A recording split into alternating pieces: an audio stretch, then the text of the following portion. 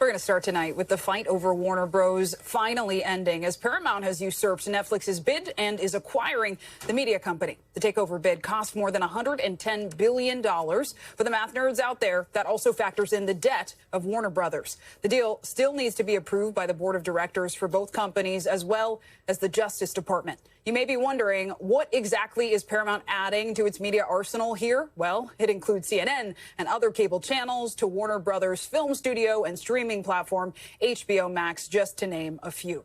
Let's bring in Deadline's executive editor Dominic Patten now to talk more about this acquisition.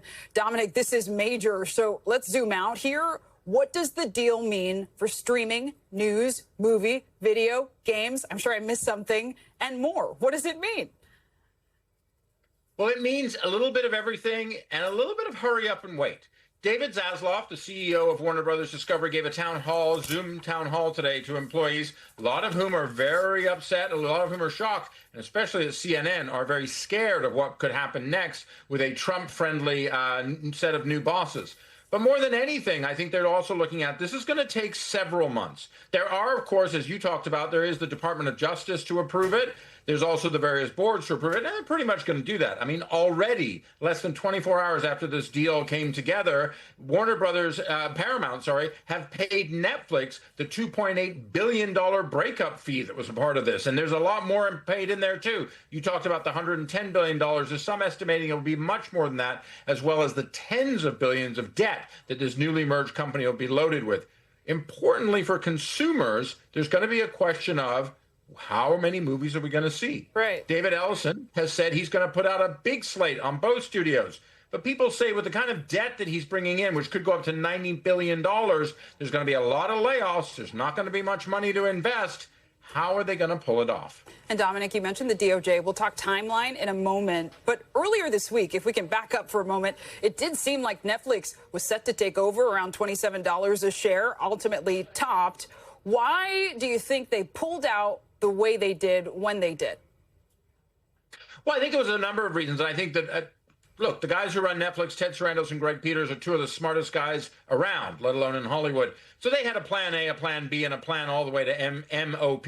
But I also think, too, is that they had taken the approach of, we are willing to go so far. Remember, as they were doing this, what was an $83 billion investment, not for all of Warner Brothers Discovery, but for Warner Brothers Studios, TV studios, HBO and HBO Max, they were also saying, look, we're not gonna get into a war here.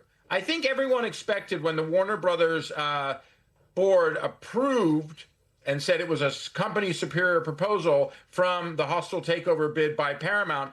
I think that when they gave Netflix 4 days, which would have gone into early next week, everyone expected Netflix to throw up for it, to give up something, to throw up maybe another $5 billion or something like that. Co-CEO Ted Sarandos was actually at the White House when this all went down. Yeah. And they just realized, no, we don't need to play this game. Importantly, some people say that, in fact, that might have been the long game here, because what they've done now is they've taken two competitors slightly off the board for at least another 12 months and laden them with debt. In their case, they got $2.8 billion, and they're now seen as the guys who didn't want to fire people, who didn't want to bring Hollywood down with all this. So there might be a win-win for everyone. And Netflix's Sarandos is not the only one visiting Washington here. The Wall Street Journal last year reported that David Ellison met with Trump.